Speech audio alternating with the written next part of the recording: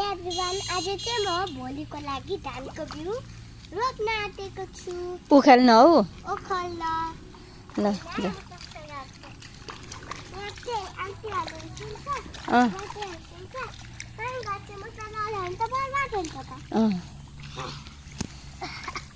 त्यस्तरी होइन हौ, दुईटा दुईटा मात्रै बिस्तारी फेदमा फेदमा फेदमा गरेर फेदमा फेदमा के फेदमा यस्तरी हेर है, यस्तो गर्ने ए यस्तरी फेदमा फेदमा के यसरी पक्ड न, यसरी यसरी तल। हे भगवान, ल ल गर गर गर। धान रोपेको भिडियो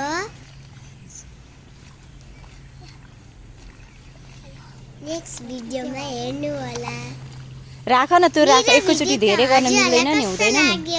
हो यस, छोरीले रोपेर धान टन्नै फलाउने भयो नि। अब थोरै थोरै हो त्यसरी धान उखाल्दै होसिन्छ आन्टीहरू।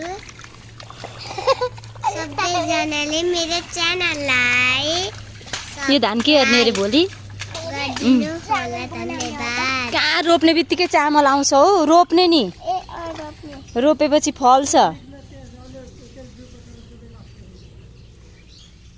हजुर